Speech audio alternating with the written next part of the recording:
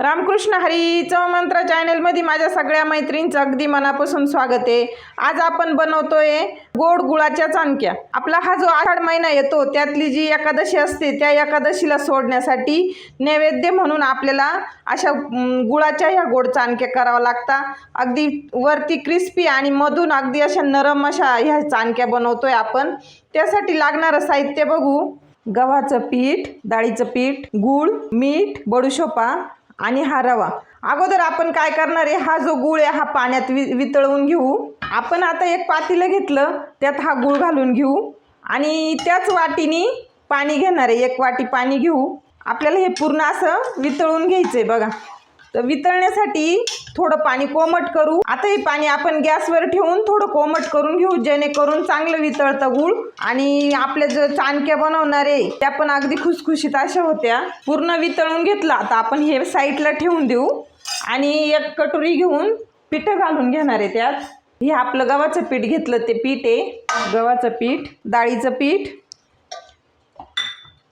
थोडा रवा, ह्या ज्या बडुशोपा आहेत ह्या आपण हातावर अशा हे करून घेतले बघा।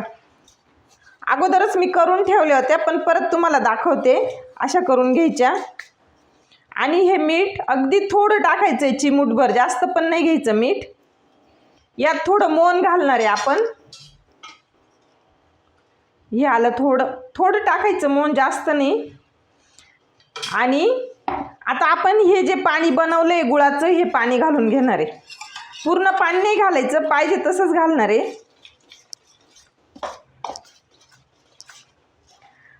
खूप जुनी आणि पारंपरिक पदार्थ आहे हा।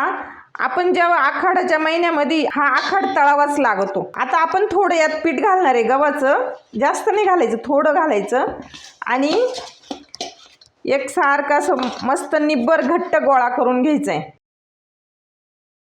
10 मिनिटं झाले। आता आपण पीठ बघू आणि थोडंसं असं चांगलं परत एकदा कुस्करून चांगलं मळून घेऊ। चांगलं मळलं म्हणजे पीठ चांगलं झालं की अगदी खुसखुशीत आपल्या हे चाणक्या बनत्या। आखाड्याच्या महिन्यात आपल्याला हे करावंच लागतं। आमच्याकडे नैवेद्य दाखवायचं राहतो।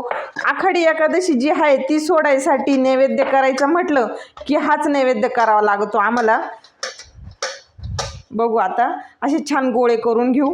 आपल्याला हे जे आहे हे जास्त मोठे पण नाही करायचे आणि छोटे पण नाही करायचे, असे मीडियम अशा छान पुऱ्या बनवायचे आहेत। एक एक गोळा असा घेऊन अगदी थोडं असं गव्हाचं पीठ लावायचं आणि छान असे लाटून घ्यायच्या बघा। पुऱ्या लाटताना जास्त पातळही नाही लाटायच्या आणि जाडही नाही लाटायच्या, अगदी मीडियम अशा पुऱ्या लाटायच्या। आपण सर्व पुऱ्या अशाच लाटून घेणार आहे। आता सर्व चाणक्या बनवून झाल्या। आता आपण तेल ठेवून घेऊ कढईत आणि मस्त टम्म अशा फुगणाऱ्या ह्या चाणक्या बघू।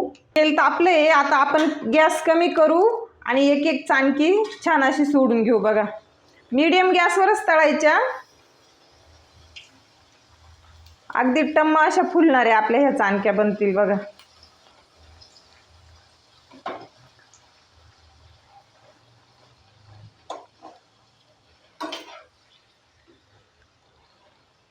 गुळाचे त्यामुळे त्यांचा कलर असाच होणार आहे, अगदी ब्राऊन छान कलर आला त्याला बघा। सर्व एक एक करून आता आपण अशाच सोडून घेऊ। झाले आपल्या सगळ्या चाणक्या तळून झाल्या बघा, किती छान अगदी मऊ खुसखुशीत अशा आहे आपल्या बघा। झाल्या आपल्या हे सर्व चाणक्या तळून झाल्या, अगदी मस्त छान खुसखुशीत अशा आपल्या चाणक्या झालेत। तुम्ही पण अशा नक्की बनवा, खा आणि मला एक लाईक आणि एक सबस्क्राईब नक्की करा।